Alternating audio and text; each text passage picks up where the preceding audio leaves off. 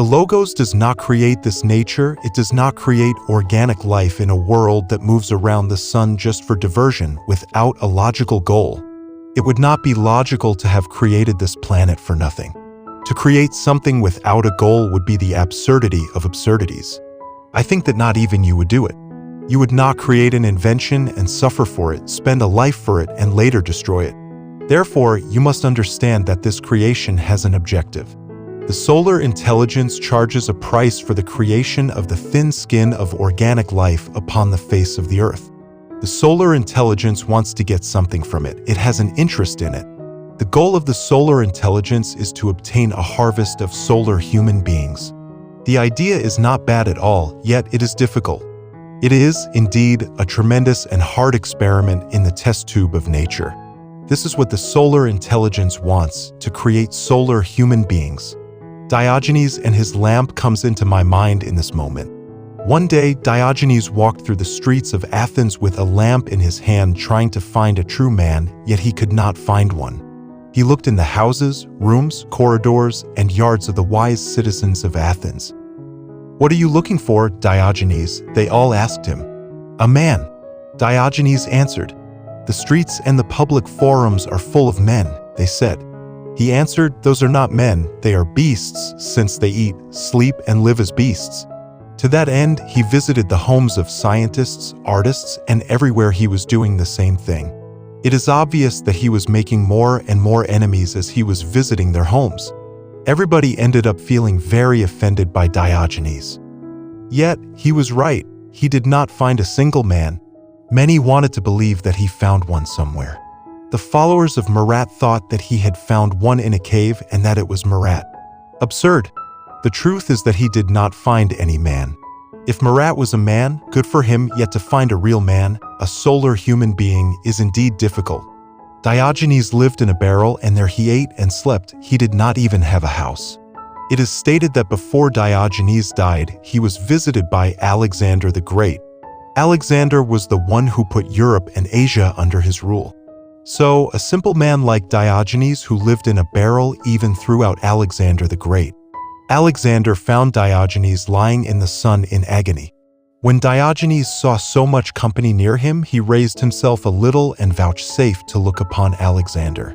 When Alexander kindly asked him whether he wanted anything, Diogenes said, "Yes, I would prefer that you not stand between me and my son, that is to say, between him and his inner God." Alexander was so struck at this answer that he did not have any other choice than to just go away. A humble man like Diogenes threw out Alexander the Great. This is something that not everyone can do, is it not so? Authentic men, true human beings in the most complete sense of the word, are very hard to find. Fortunately, the sun has deposited in the sexual glands the seed needed in order to create the authentic human. This seed could develop if we were to cooperate with the sun. Then we no longer would be simple speaking machines as we are currently, since we would transform ourselves into real humans, into kings and queens of creation. Therefore, to state that this humanity is made up by humans is an exaggeration. I understand that the human being is the Lord, the King, the Queen of creation. The Bible states that the human was made to govern the animal and plant species, to govern the ocean, the air, and the fire. Therefore, if one is not a king, if one is not a queen of creation, then one is not an authentic human. Who of you can govern the elements? Who of you can provoke a storm? Who of you is able to appease a fire? Who of you is able to activate the volcanoes of the earth, or to make the earth to tremble, to produce an earthquake, or to calm it? If we are not lords of creation, then we are not human, because in the Bible it is written that the human is the king of creation. Therefore, are we kings or not? If we are victims of circumstances, if an earthquake kills thousands of people as is happening in the whole world, then what do you think? Are we victims of circumstances? Where are the human beings? If the elements can destroy us in the same manner as we destroy an anthill with our foot, then where are the qualities of the true human that everybody states we have? Indeed, even if we presume we are humans, we are in reality nothing more than simple intellectual animals who are sentenced to live the sadness of life. Yet, the seed of the true human exists within our glands. Yes, such a seed can transform us into solar humans. This seed can germinate within ourselves if we cooperate with the sun and its solar ideas. The sun has created this root race not only to be useful to the economy of nature, but also with the clear intention of attaining a harvest of solar humans. In the times of Abraham the prophet, the sun acquired a beautiful harvest of solar humans. During the first 8 centuries of Christianity, another small harvest was reaped. In the Middle Ages, a few more. Presently, the sun is performing the last effort. It has been working its last effort. Because the perverse humanity of this present century has become an enemy of the solar ideas, this humanity is terribly materialistic, mechanical, and 100% lunar.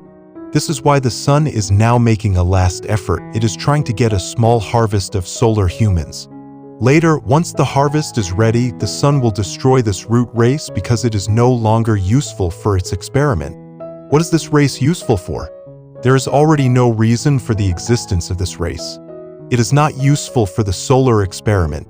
This humanity is made up of people that have no interest in the solar ideas. This root race thinks only of their bank accounts, of new cars, of the actors and actresses in Hollywood. These are people who only want passionate, sexual pleasures, drugs, etc. Obviously, this humanity is not useful for the solar experiment. People like these have to be destroyed, and this is what the sun is going to do. The sun will destroy these people and will create a new root race in new continents that will emerge from the bottom of the ocean. Very soon, the present continents will be at the bottom of the oceans. The palaces of governments, the municipal houses, the rich mansions will be the lairs for seals and fish. This is the reality. New lands will emerge from the oceans in which, obviously, there will be new people, a special, different race that could be useful to the solar experiment. This is the reality. I am stating this in anguishing times, in times where the people do not believe in the end of the world, in times in which the people say, "Let us eat and drink, because tomorrow we will die," in times in which people are only concerned about their bank accounts, fashion, gossip, drugs, or lewdness. Therefore, I am stating all of this with the intention of inviting you to reflect.